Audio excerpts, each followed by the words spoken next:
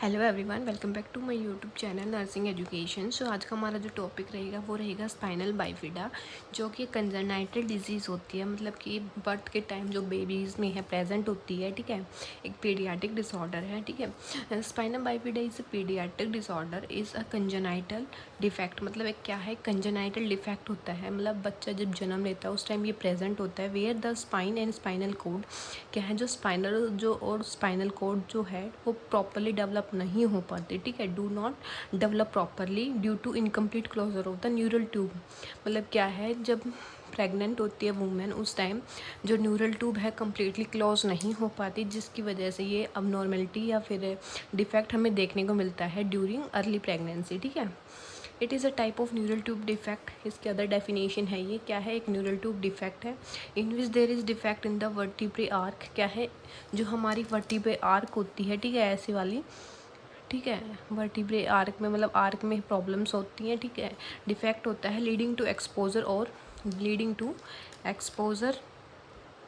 Exposure मतलब क्या है कि जो एक्सपोजर जो हमें कोई एरिया पर्टिकुलरली हमें दिख रहा है, या तो वो प्रोट्रूजन मतलब कि एक सैटेलाइट होता है, ठीक है, जो हमें विजिबल हो जाता है नॉर्मली। और प्रोट्रूजन ऑफ स्पाइनल कंटेंट क्या है, स्पाइनल कंटेंट का प्रोट्रूजन होता है, मतलब इसमें स्पाइनल कंटेंट होता है, CSF वगैरह हमें मिलता है। ठीक है, अगर हम इसकी बात करें टाइप्स की, तो इसके टाइप्स में क्या है, 3 टाइप्स हैं, स्पाइना बाइफिडा ओकुलेटा, मेनेंजोसील या फिर माइलोमेनेंजोसील।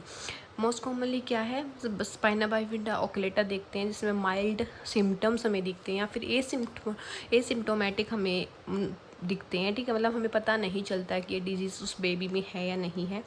हाइडन डिफेक्ट होता है, मतलब छुपा हुआ जो है ये डिफेक्ट होता है। हमें स्किन इंटैक्ट मतलब क्या, स्किन का कोई इसमें इंटैक्ट नहीं हो पाती, रोल नहीं हो पाता। नो प्रोट्रूजन मतलब कि सैक लाइक स्ट्रक्चर भी हमें विजिबल नहीं होता है इसमें।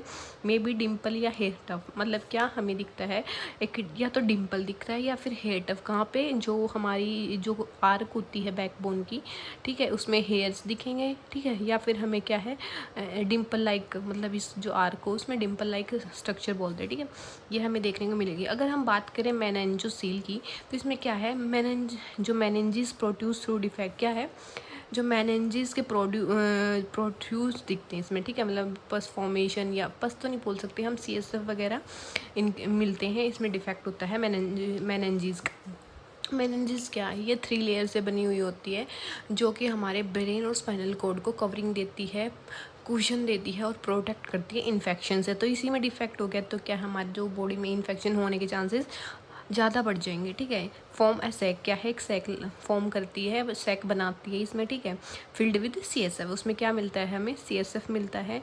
स्पाइनल कोड रिमेन नॉर्मल, क्या है, स्पाइनल कोड हमें नॉर्मल दिखेगी। ठीक है, माइल्ड न्यूरोलॉजिकल प्रॉब्लम्स, कुछ मतलब कुछ हमें न्यूरोलॉजिकल प्रॉब्लम्स हमें देखने को मिल सकती हैं जो कि माइल्ड हो सकती है। बात करें हम अगर माइलोमेनिंजोसील की, ये बहुत सीवियर डिजीज़ होती है, सीवियर केसेस होते हैं इसमें, मोस्ट सीरियसली फॉर्म।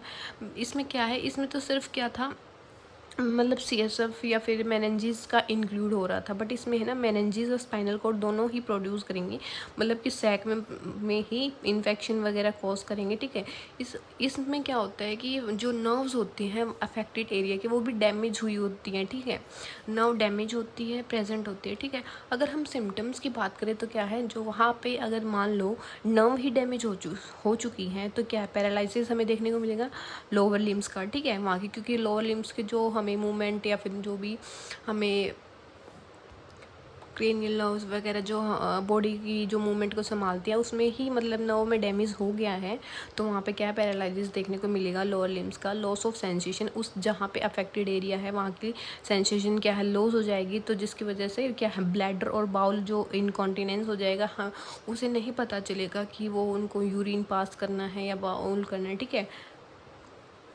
या फिर एसोसिएटेड विद हाइड्रोसिफेलस, या फिर बच्चे में हाइड्रोसिफेलस की कंडीशन है, एसोसिएट करता है कि उसमें हाइड्रोसिफेलस भी प्रेजेंट हो सकता है। ठीक है, अगर हम बात करें कोजेस की, तो क्या है, folic acid deficiency most commonly हमें देखने को मिलती है। जेनेटिक फैक्टर हमें देखने को मिलते हैं, मैटरनल डायबिटीज़ या फिर हो, तो उसमें भी ये चांसेस देख सकते हैं मिलने को। सर्टेन ड्रग्स जैसे एंटी एपिलेप्टिक अगर कोई मदर ले रही हो तो उसमें भी चांसेस हैं कि स्पाइना बाइफिडा कोज हो रहा हो।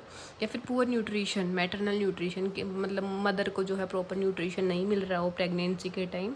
ठीक है, तो नेक्स्ट हम वीडियो में पढ़ेंगे क्लिनिकल मैनिफेस्टेशन डायग्नोसिस। ठीक है, so thank you to watching my video.